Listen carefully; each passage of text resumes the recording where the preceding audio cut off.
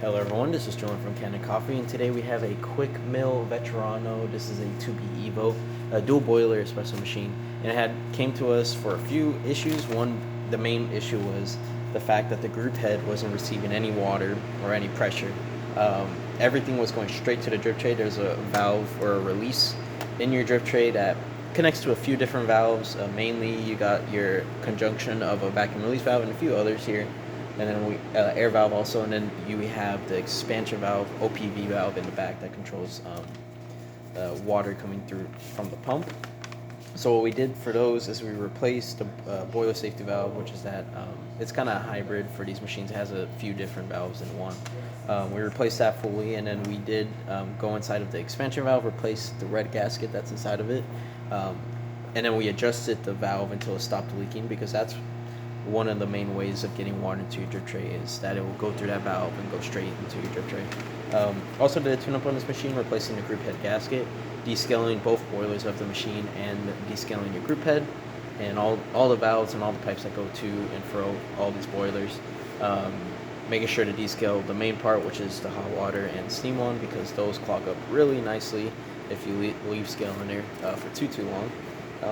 Also, we did replace the pressure gauge on this machine with a brand new one. Here's the older one over here. As you can see, it's broken. It should not even be reading anything right now, because of course there's nothing connected to it. But as you can see, it's just, you want accurate reads, especially when it comes to your pressure gauge. That kind of tells you how the machine's running and stuff like that. We did replace the PID buttons on this machine. Some of them had just came out, so we did replace those also. But we're going to brew a shot here just to show that we are getting pressure.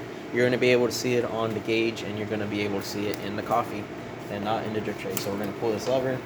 We have some ground coffee in there. We did set the pump pressure to 9.5. Depending on your grounds, you might get more or less, of course. But we're going to try to brew a shot. It's a little slow. We do have a really fine setting in there, but as you can see, you're getting the 9.5 bars, and you're getting a really good shot. So we're going to let that pour. Since this is a dual boiler, we can also test the rest of the machine like the steam one. We're going to hit that. You have a 2-spouter on this one, so you're going to spend a little bit more time with your milk, but that gives you a better chance of getting great milk. It's usually what we recommend on any home machine. It's just the better. These boilers aren't big enough to handle a 4-spouter steam one, and so we do recommend keeping it at 2. Looking like a good shot there. We're going to pull that to the side, and we're going to test the hot water. As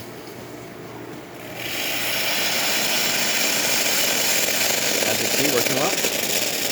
And that's about it for this repair. If you like this video or any of our other videos on our channel, leave a like, subscribe, and hit the bell. Thanks for watching.